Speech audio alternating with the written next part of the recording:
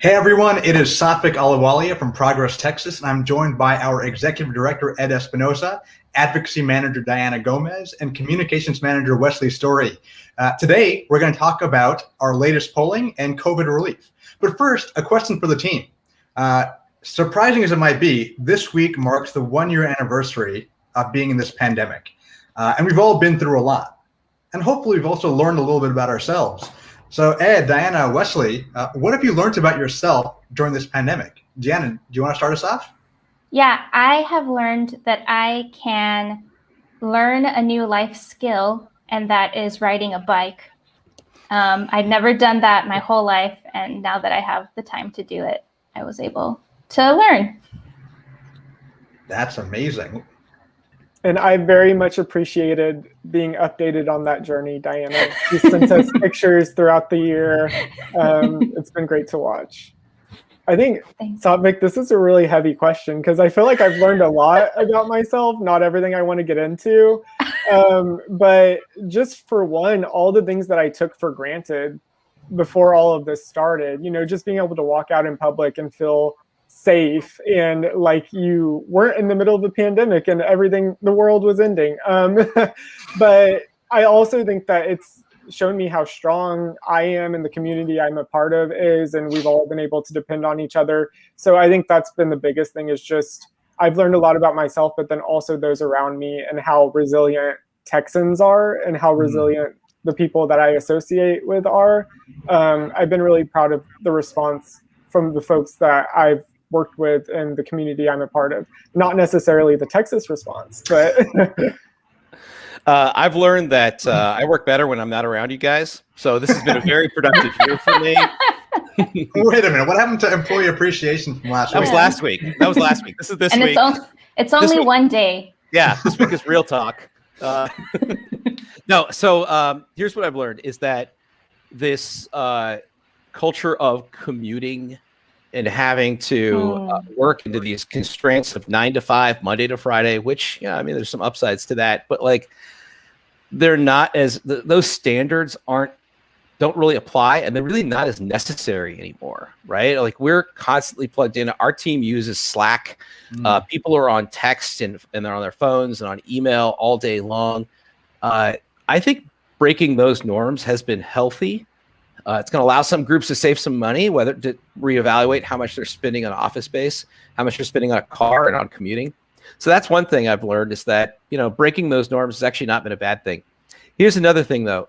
Even with all that, I really miss the human connection. And I've had a couple of social distance hangs where I go out and hang out in somebody's backyard. We spread the chairs out. And you don't realize until the next morning how much you've really missed just sitting around a fire and having a few beers with your friends and just shooting the breeze. You're not talking about anything other than just like you're just socializing. So that's what I've learned.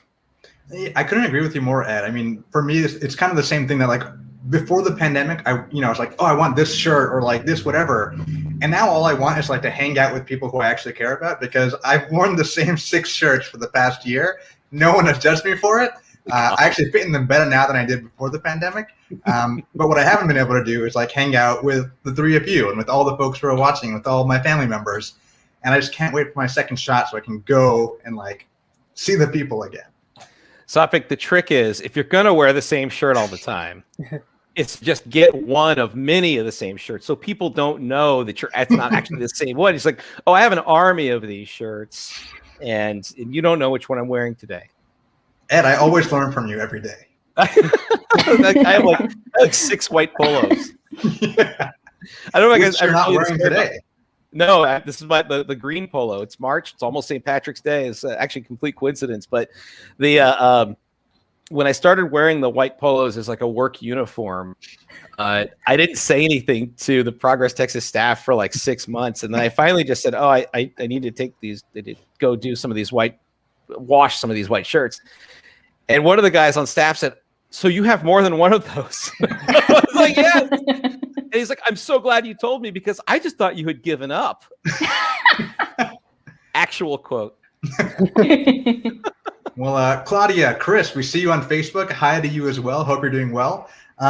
We did something really cool this week. which we do often, as Ed reminded me, we did polling. And we covered a lot of things about how Texans are feeling about Abbott and Ted Cruz and progressive priorities. So why don't we talk a little bit about that?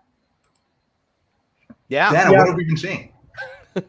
So just to kind of lay the groundwork, Satvik, I think it's important to point out kind of why we did this. Yes. You know, we started off talking about COVID. Our state has really been through a lot lately. We have the COVID-19 pandemic. We had the winter freeze. There's really been no shortage of disasters. And so with this poll, we wanted to see where Texans are at on a lot of these different issues, because with all of this stuff happening, we know that opinions change. And so we wanted to see how opinions have been changing to really inform the work we're doing, but also to help others inform the work that they're doing. The Texas legislator, for example, or many of our partners who do some of the same progressive policy work as us. And so we conducted a poll from March 5th through 6th, which was after the winter freeze took place and after Governor Greg Abbott announced he was lifting the statewide mask mandate. And as Satvik mentioned, the poll includes approval ratings for different politicians, opinions on energy and climate related policies, opinions on legislative priorities, and also on different progressive issues. So it's a big poll that we feel like we got a lot of important information from. And so with that being said, Ed or Diana, if y'all want to talk a little bit about the results. I'm happy to dive in, and I'd love to have Diana join me on some of these findings that we had. So as Wesley said, we conducted this after the winter storm. And one of the first things we asked people is, how do you rate Governor Abbott on his job approval ratings? And I was surprised, but maybe shouldn't have been surprised, but his approval rating was at 50% with 47% disapproving.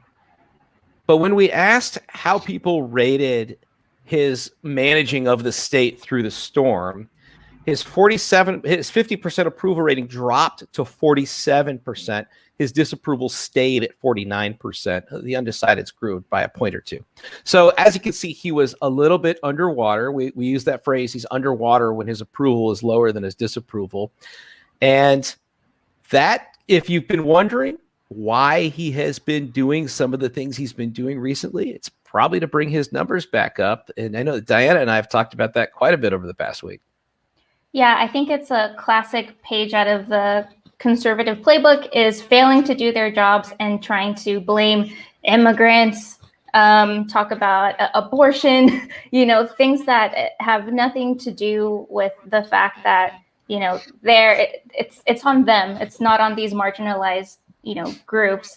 And so, was shocked but not at all surprised to see Abbott immediately targeting immigrants who are crossing into the United States on the Texas-Mexico border seeking asylum, blaming them for the spread of COVID right after he was the one that lifted the mask mandate that did not need to be lifted. It was working for all of us. It took us a year to get to this point of seeing more folks wearing masks. Like, what are you doing?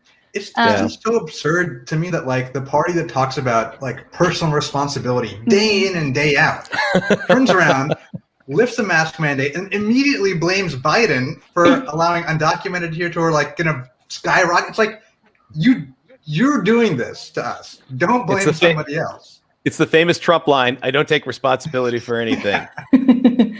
So I was a little surprised that his approval numbers didn't drop more after the storm.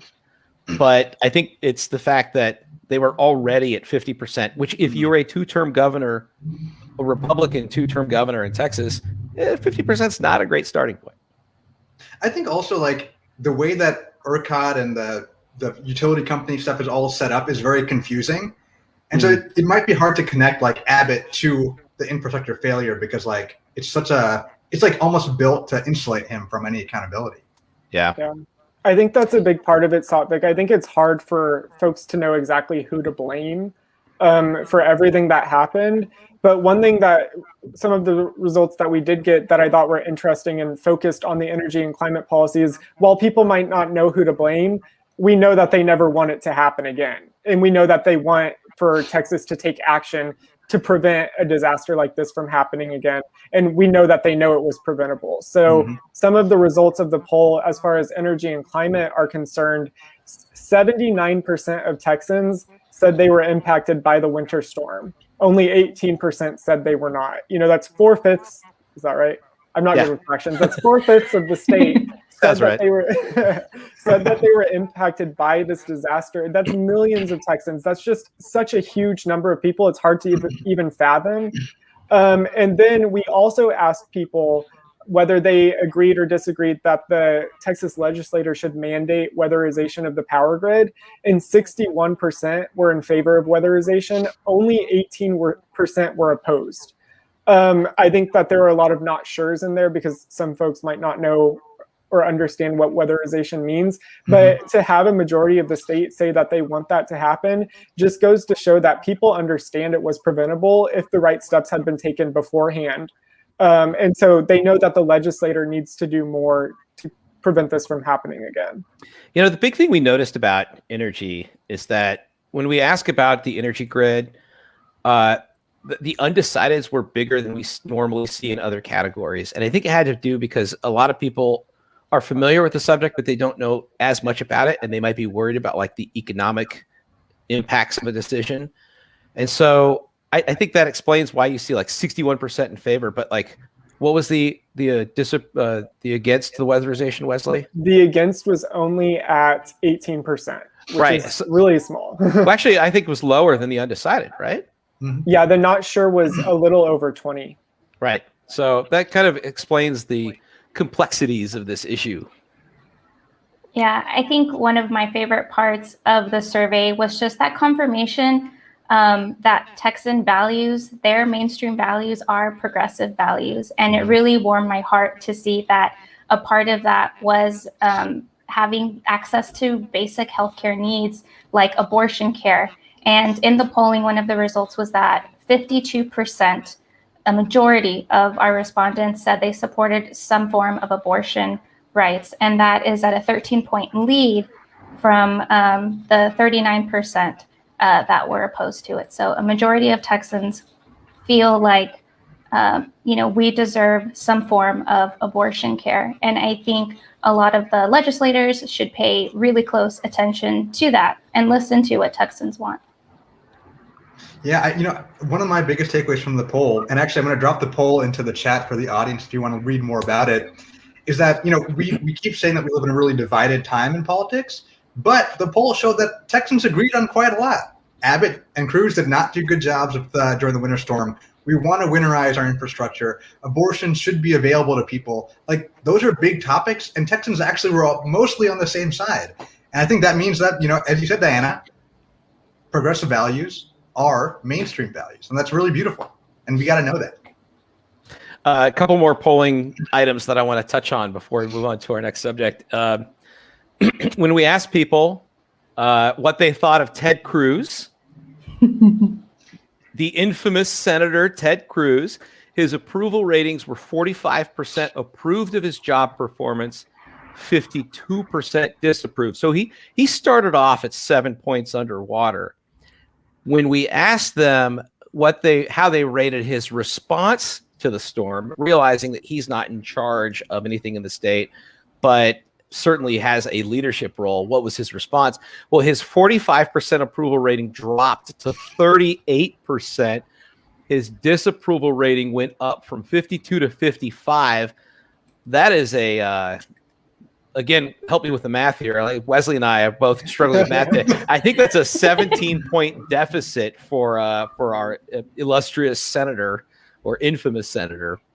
What I like to say is, look, Ted Cruz's friends don't even like Ted Cruz. And when he does stuff like this, he doesn't give them much of a reason for them to like him. Yeah, that's something that we talked about in the content that we publish. You can't ditch your constituents in the middle of one of the biggest disasters Texans have ever experienced and expect for them to just be okay. Like, oh yeah, it doesn't matter that Ted Cruz left to go to Cancun while we were freezing in our homes. We're still going to approve of his job performance. No, I mean, and this is something that I think Republicans need to understand is for a long time, because of the system in place in the state and because of all kinds of issues with voter suppression. They've been able to get away with a lot and remain in power. But Texans, progressives in our state, are slowly gaining political power, and we're coming after them. And people are slowly understanding that these politicians don't have our best interest at heart. Ted Cruz has proven it time and time again, which is why his numbers are so bad. But it's the entire Texas GOP. And so I think this was just a prime example of how progressives are slowly realizing that we have power in the state, and Texans are changing their minds about the politicians who are in power right now. You know, the funny thing about his disapproval or his approval of 38 is that 38 is the amount of bottles he gave away during the entire week. That's all he did for Texans, 38 bottles. You know, not good at all. Yesterday, DC sent a message to the US, which is that help is on the way. Biden signed into law the COVID relief bill, which I believe is called the America Repair? America, I don't know, but it was a COVID relief bill. $1.9 trillion. You know, y'all are bad at math. I'm bad at remembering things. That's why that's not my job to remember stuff all the time. That's why it is. The funny thing is we actually prepared for this event. I should prepare more next time. I think it's the American Rescue Plan. American Rescue Plan. Yeah. Yes. Yes. That's what I meant to say in the beginning. You just want to see if we knew it. Yeah, It was a quiz. It was a test. Yeah. It's been a long week, y'all. Yeah. There's been a lot going on. It's been a long decade. Yeah. But this bill is huge, and it's going to be doing a lot to help Americans pull themselves out of this pandemic, leave it behind, and go on to prosperity. There's a lot in it, and I don't think everyone knows how deep this thing goes and how big it is. What are the things that you all have been looking at that are your most favorite? I can start. As someone who's about to have a kid, my daughter will have brought more money into my household than any baby in the history of the U.S. because since she was born in 2021, she will be eligible for a stimulus check of $1,400. So I'm very proud of her. You did a great job, kid. Way to put the family on your shoulder. It's just Putting that kid to work immediately. Setting the bar high for siblings too. It's like, well, I came into the world, I brought in this much. What did you do? I feel like for me, the most exciting part, and that we have seen has significantly ramped up ever since, he who will be unnamed, the last president, left office, was this ramping up in vaccine distribution across the nation. So knowing that vaccine expansion and testing is going to happen is super exciting. And I also saw the announcement last night. Please let me know if I was dreaming that most folks in the United States would be eligible by like May 1st or something to get a vaccine. That just made me feel so excited, and it gave me a lot of hope. Everyone over 18 plus. Mm-hmm. Yeah. So I think something that a lot of people don't realize is just how historic this bill is. Mm-hmm. So just to give you a little bit of a picture, this bill is roughly the same size as the combined total of all three of the other legislative efforts to address COVID-19 over the last year. So it completely it just is completely overwhelmingly huge compared to the support we've gotten so far and the aid that's come from the federal government so far. One of the things that I'm really excited about, obviously, I'm very excited for the $1,400 payments. Those are going to be huge. It's a huge help to millions of Americans. And I think that that's what's going to generate a lot of the headlines. But there's also just elements of this bill. So, for example, there's money going to more low-income families with children that I think is going to have the greatest impact. There was a study that came out from Columbia University that said that the tax credit that's being given to low-income families with children, along with some of the other components of the bill, will cut child poverty in half in the United States, which is just, that's amazing, and that's huge, and that's going to be so helpful to so many families and so many children that start off really just aren't able to make ends meet and haven't been able to support themselves during this pandemic. It's really going to lift a lot of people out of this cycle of poverty and this issue that so many Americans have been facing. I mean, cutting child poverty by half, right now it's currently estimated to be around 15%. So that'll cut it to around 7.5. How does it cut child poverty though? Is it just like, is it the one-time stimulus check, or is it a payment to, is it funding for a program? Like what specifically is it that's working there? So the payments are going to families with children, but also the bill is expanding the existing tax credit for families with children. So it nearly doubles the amount provided for less affluent families. And the tax credit is refundable, meaning that parents who receive the money may not even have to pay taxes on it. And it's payable in advance. So I think that there are just a lot of elements to this bill that are more wonky and more complicated, so they haven't been reported on as much. But I think that those are significant, and they're going to be really helpful to a lot of families. Well, Wesley, one important note on the child tax credit is that usually when you deduct money from your taxes, it's like from your overall income to lower your tax rate. But with this, it's actually money going back into your hand. Right. So like you're getting a tax return on it, which is big because people need money right now. They need it in their hands to provide for their families. Yeah. Yeah. Especially when you look at the disparity of how COVID has hit the population. Right. I mean, you're basically looking at like two different economies. You have your white collar economy where people were able to work from home.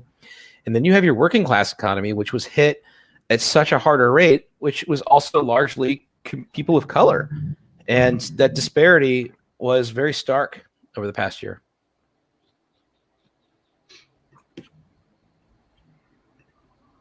Okay.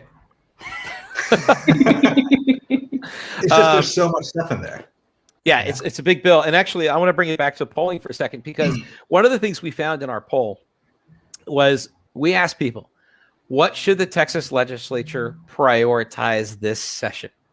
And the number one thing that came back was COVID response to the coronavirus and to COVID. Now, that was our poll. Our poll showed that it was 32%, which is far and away the number one thing. Now, the Texas Tribune poll that came out 2 weeks ago showed the same thing, that coronavirus response and COVID was also the number one issue. Their methodology is a little bit different, but it was still out front. By the way, I really beat up on the Texas Tribune for their poll on Twitter, and it turns out that they were right and I was wrong, and I had a mea culpa moment when our poll came out. Sorry, guys at the Texas Tribune. You have good data. You do good work. But the moral of the story here is Texans want to prioritize COVID response. Are we seeing that yet? Yeah, I think that's exactly right, Ed. And I think when you think about what's been consuming our lives for the past year, it's an obvious answer, and it makes you wonder why that's not what's happening right now. Yeah. Like why Republican lawmakers are trying to flip the script, change the topic. They're trying to conjure up solutions to problems that don't exist. And what's clear is that the 2021 legislative session needs to be all about COVID, because that's what Texans have on their mind right now, and that's what's impacting us the most. But will it be? Well, I highly doubt.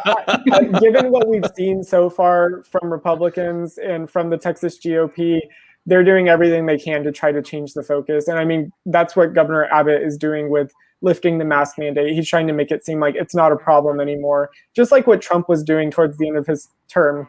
COVID's over, everything's fine again. No, it's not at all over. I mean, we see the light at the end of the tunnel, but we're still in this thing, and it's going to take a little bit longer until we're fully out of it. So what I find really frustrating is that there have been so many opportunities where the federal government has been able to provide aid to Texas, but Governor Abbott has refused to take it or to use it. And these are so many lives that could have been saved, that can still be saved. You know, we were talking earlier about Abbott trying to blame immigrants coming in from the border for the spread of COVID, where, there is a lot of funding that Biden has provided to test a lot of folks that are crossing over. It's great for public health. It's great for all Texans. And we're learning that Abbott is refusing to take some of that money. And so with this money coming in nationally to the states, we really have to make our GOP leaders accountable and make sure that they are using that money to help Texans, and to constantly remind them of that now and during the legislative session. Big things are happening. Yeah. And big things are happening. Big things. Thank you. Very poignant. Well, next year is there's the gubernatorial elections, and we just had one celebrity run for office 4 years ago, and it went not so great. But could other celebrities do better in elected office? Someone really famous floated a balloon that they might run for office next year. A man named Matthew McConaughey, or McConaughey. What do y'all think about this? It's McConaughey. Sophic is clearly not a Texan. I'm not. I'm an East Coast liberal elitist. How dare you? How dare you? Yeah, so McConaughey made some news saying that he's open to it. I don't know what that means. I don't know if he's going to run as a Democrat or as a Republican or as an independent. A lot of chatter about it this week on Twitter and in the news, but I'd like to see more of it. I know that there were some polarizing responses, some people really interested, some people not so interested. I want to hear more about it. I want to hear where he is on this. I think that anytime a celebrity goes into the public arena, it doesn't always work out the way they think it's going to work out. I think that Arnold Schwarzenegger in California, obviously a conservative, but not cut from the mold of today's conservatives by any means. He was successful in being governor for 2 terms. Al Franken was able to parlay it into a Senate career out of Minnesota. Obviously, not a happy ending to that tenure either. And then, of course, Trump. So, there's a lot of risk for McConaughey because his brand is one that is nonpartisan. When you're a celebrity, everybody buys tickets to see movies. But suddenly when you jump into the political arena, you pick a side. And that's, that comes with some risk. I personally hope that if anything, him bringing the spotlight to the fact that the governor's race is open, that people can still file, that they should be interesting, would be really great if especially maybe like a woman or a person of color ran. Someone with some deep Texas roots would be really cool. Even in our comments section, we have someone who said that they were thinking of running for governor too. I heard you were too, Diana. I think Sophic nominated you. Yeah. You got deep roots in Texas. All I can say at this moment is that I'm considering. Anything could happen in the future. Leave it open. Yeah, no, wide open. I think I'll have to disagree a little bit actually with Ed. I agree with Diana that I think it's important to call attention to the race. And so maybe that can work in our favor. I don't want, if he did run, I wouldn't want him to win. Just because I think there are people who study like public policy and go to school for years in order to do this work. And I think, and this is what we see a lot with Republican politicians too, to just jump in and be like, I'm the savior you need. You don't know the first thing about this job. And so I think I want somebody who is experienced, who we know can come in. And I mean, look, there's so many things over the past year that so many crises our state has faced that our governor and state politicians have failed to respond to in an adequate manner. But we've seen at the local level that we do have politicians who are fully capable of responding to these disasters. And we need people with experience like that so that with future crises or future disasters, we know that we can depend on them to do what's right.